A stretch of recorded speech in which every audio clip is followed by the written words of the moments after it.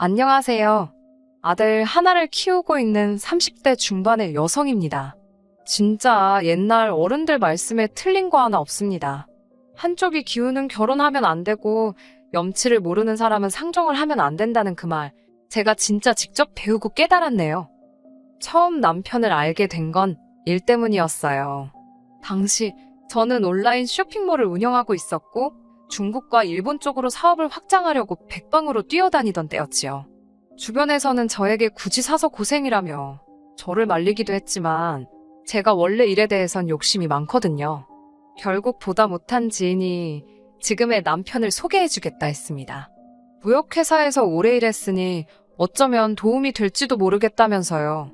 사실 남편이 하는 일은 제가 생각하는 것과는 많이 달랐습니다. 저는 처음부터 알고 있었고요. 하지만 지인의 마음 씀씀이가 너무 고마웠기에 남편을 소개받기로 했지요. 하지만 그렇게 만나게 된 남편은 정말 괜찮은 사람이었습니다. 한 번만 만나고 헤어지기엔 아쉬울 만큼이요. 이후로 남편과 저는 누가 봐도 쓸데없는 이유를 만들어내면서 연락을 하고 저녁 식사를 하고 어떻게든 자리를 만들어가며 서로를 알아갔지요. 그렇게 한 달 반쯤 지나갈 무렵 남편이 정식으로 사귀자고 하면서 연인 사이가 되었습니다. 어느 다른 연인들처럼 때로는 말다툼도 했지만 전반적으론 평범한 연애를 했어요. 게다가 저나 남편이나 이미 30대 중반을 향해 달려가고 있었기 때문에 가벼운 마음만으로 만나는 사이는 아니었습니다. 사귄 지 1년이 넘어가면서부터는 결혼에 대한 이야기도 자연스레 나눌 만큼 서로를 진지하게 생각하고 있었거든요. 하지만 그런 저희의 관계에 큰 고비가 찾아온 적이 있습니다. 그건 바로 저나 남편 때문이 아니라 아버님으로 인해 발생했지요.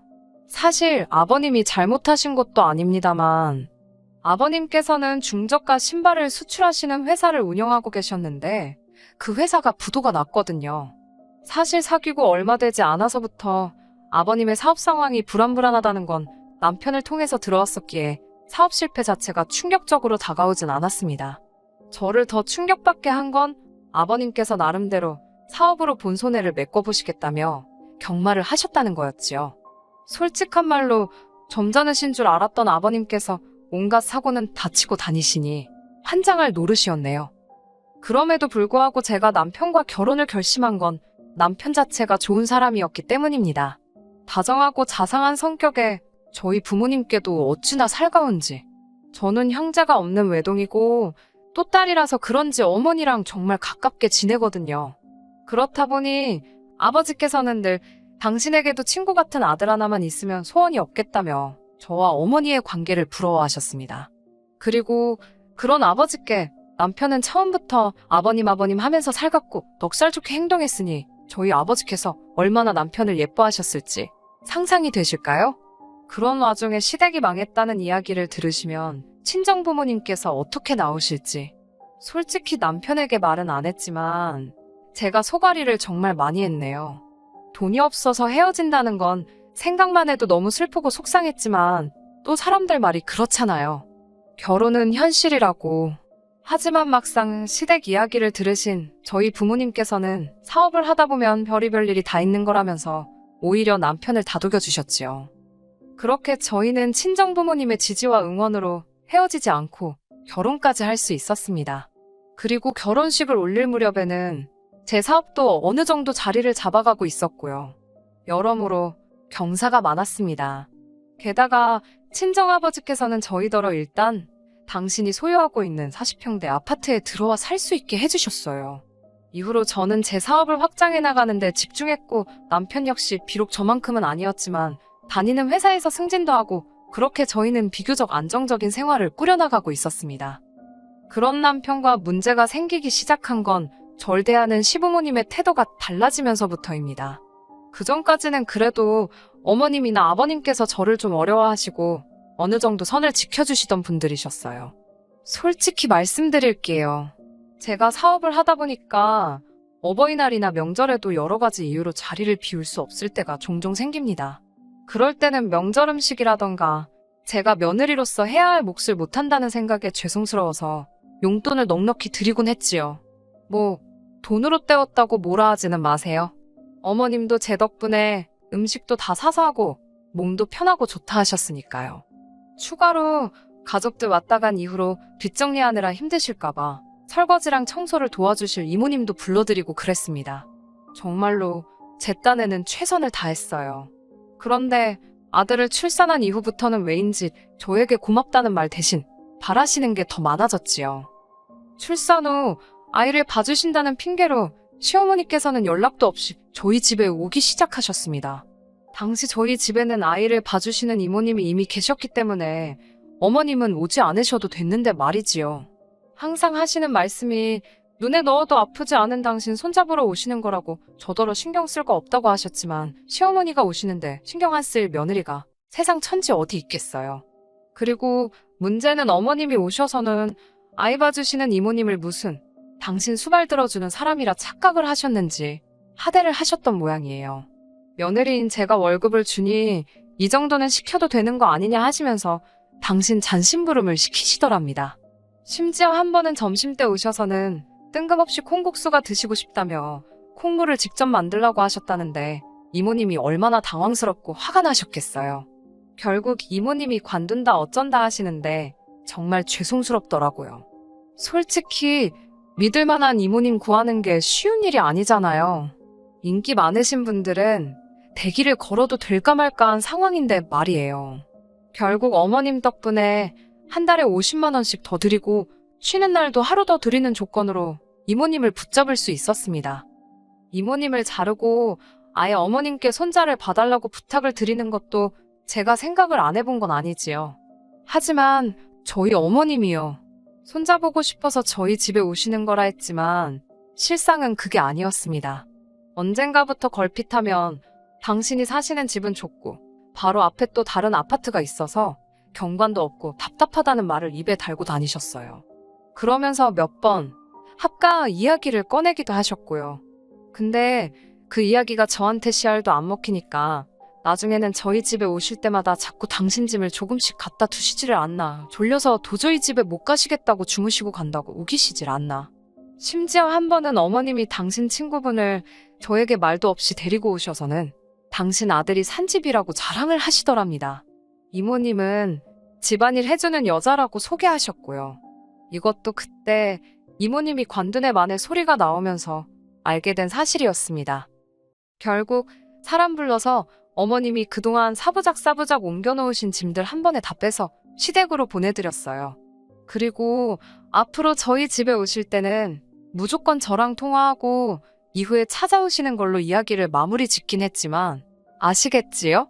제가 왜 어머님께 제 아들을 맡길 수가 없었는지요. 그래도 여기까지는 장가 잘 간 아들 둔 어머님의 귀여운 허세라고 이해해드렸습니다. 하지만 어머님의 음흉한 속내를 알고 나니까 더 이상은 한가족으로 살 수가 없겠다는 확신이 들더군요. 빚 때문에 파산 신고까지 하신 아버님이 경제활동을 하시는 건 불가능했습니다. 그리고 저희 어머님은 원래 평생 일이란 걸 해본 적이 없으신 분이셨고요. 뻔히 시부모님이 소득이 없다는 걸 알면서 모른 채 할 수가 없었습니다.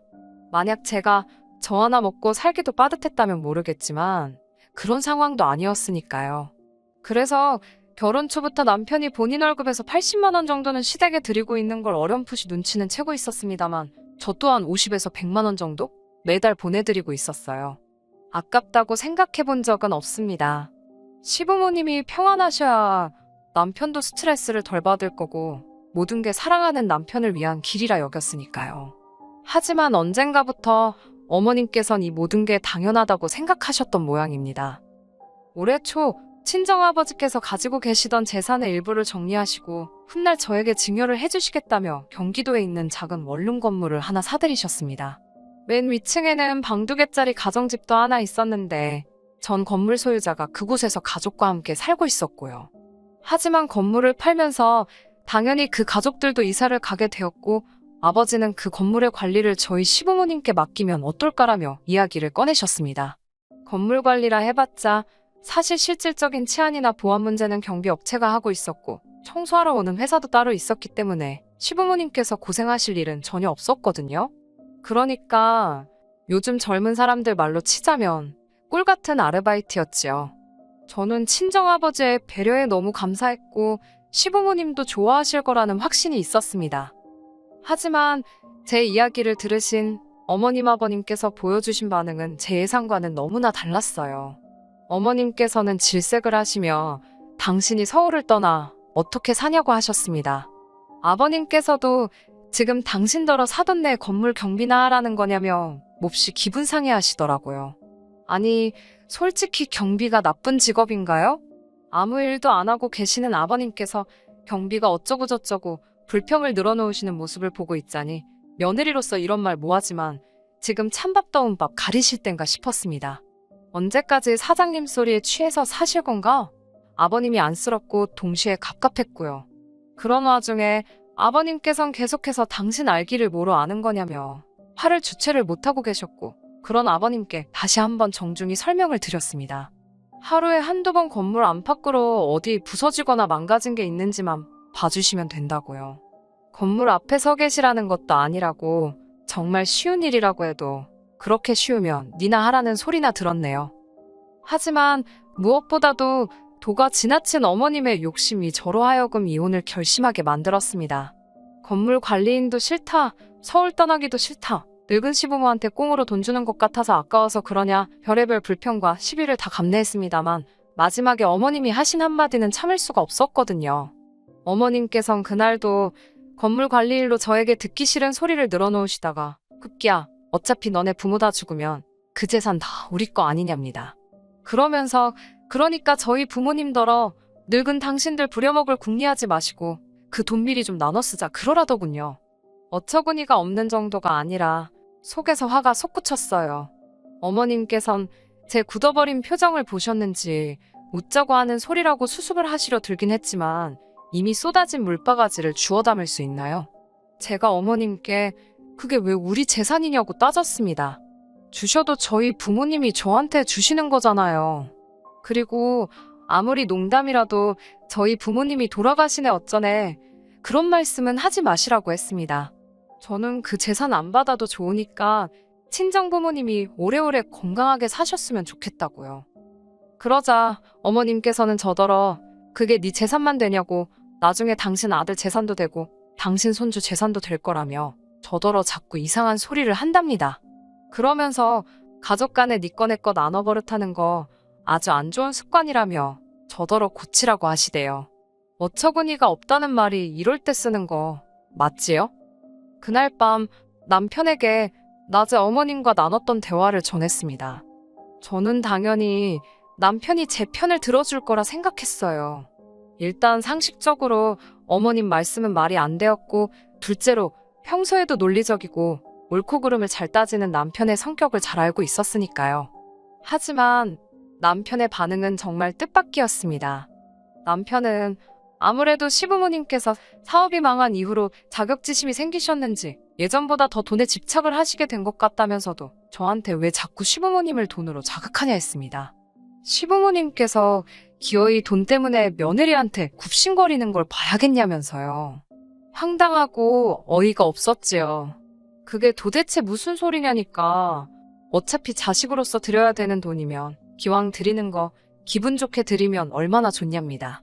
꼭 그렇게 건물에 와서 관리를 하셔라 어째라 저째라 조건을 달아야겠냐고요. 보아하니 이미 남편도 어머님께 들은 이야기가 있었고 나름대로 생각을 정리했던 모양이더군요. 처음엔 황당해서 말도 제대로 안 나왔습니다. 하지만 생각할수록 남편 말도 괘씸하더라고요. 제가 남편에게 내가 시부모님 용돈 드리는 게 왜 당연한 거냐고 물었습니다. 당신은 우리 부모님 용돈 드리냐니까 남편이 한다는 소리가 장인 장모님은 돈이 많지 않냐입니다. 돈 없는 부모한테는 용돈 주는 게 당연하고 돈 많은 부모한테는 받아 쓰는 게 당연한 거냐고 물으니 남편이 순간 말을 못하더군요. 그리고 엄밀히 말하자면 그 돈 없는 부모가 당신 부모지 내 부모냐고 내가 그분들 용돈 드리는 게 왜 당연한 거냐고 물었어요. 그리고 친정부모님께서 당신 챙겨주는 걸 그러면 당신은 그게 이때까지 당연하다고 생각한 거냐고도 따졌지요. 당신이 장인장모한테 돈 맡겨놨냐고 아니면 시부모님이 며느리인 나한테 돈을 맡겨놓으셨냐고 진짜 웃긴다고 써붙였네요. 그러자 남편이 돈 가지고 이러면 진짜 유치한 거랍니다. 그러면서 돈만 많지 저더러 이제 보니 쫌생이라는 거예요. 그 소리를 들으니까 저도 진짜 속된 말로 눈이 돌아가더라고요. 이때까지 남들이 뭘 그렇게까지 하냐고 해도 사랑하는 남편이고 그의 가족이라 생각해서 내 딴에는 최선을 다했는데 호의를 베풀면 호군지 안다더니 나는 돈이라도 있는 쫌생이지 넌 돈도 없는 쫌생이지 않냐고 막말이 오가기 시작했습니다. 그러다 이혼하자는 소리가 나오니까 이혼하자입니다. 그러면서 제 아들을 인질로 삼더군요. 이혼하면 2번 다시 아들은 못 볼 줄 알라나요? 알겠다고 했습니다. 없는 살림에 한번 최선을 다해서 키워보라고 했지요. 솔직히 아들을 안 보고 산다는 건 상상도 할 수 없었지만 아들이 물건도 아니고 뭐 지가 안 보여준다고 그러면 제가 못 보나요? 그리고 아들은 지 능력에 무슨 재주로 데려가 키우겠어요? 안 되면 법적으로 싸우면 된다. 별의별 생각이 그 짧은 순간에도 머릿속에서 얼마나 빨리 전개가 되던지 스스로 놀랐네요. 이후로는 이혼하잔 소리까지 오간 마당에 무슨 얘기를 서로 못했겠어요. 그 일이 있고 나서 남편은 시댁으로 들어갔고 시댁은 한바탕 난리가 났습니다. 어머님이 쫓아오셔서는 저더러 미안하다고 사과를 하시던데요. 이혼은 무슨 이혼이냐면서 당신이 그냥 웃자고 한 소리에 제가 그렇게 신경을 쓸 줄은 몰랐답니다. 하지만 떠난 버스가 뒤에서 울고불고 한다고 돌아오는 적이 있던가요? 이미 제 마음은 다 떴고 남편도 시부모님도 큰 짐짝처럼 여겨질 뿐이었지요. 결국 양육권은 제가 갖는 조건으로 합의 이혼하게 되었습니다. 법적으로 다투면 결국 가져올 수 있는 양육권이었지만 그렇게 남편과 지지부지하게 얽히기 싫어서 제가 남편에게 양육비 달라는 소리를 안 하는 조건으로 양육권 포기시켰습니다. 너무 쉽게 양육권을 포기하는 그 모습을 보고 실망과 동시에 이혼하길 잘했다는 안도감이 들더군요. 지금 저는 친정부모님과 함께 살고 있습니다. 저희 부모님께서 아이 양육을 도와주고 계시고 저는 계속해서 사업을 키워나가는 중입니다. 전 남편이 된 그 인간은 어떻게 지내냐고요? 지가 모아뒀던 돈, 제 부모랑 같이 갉아먹으며 살고 있겠지요.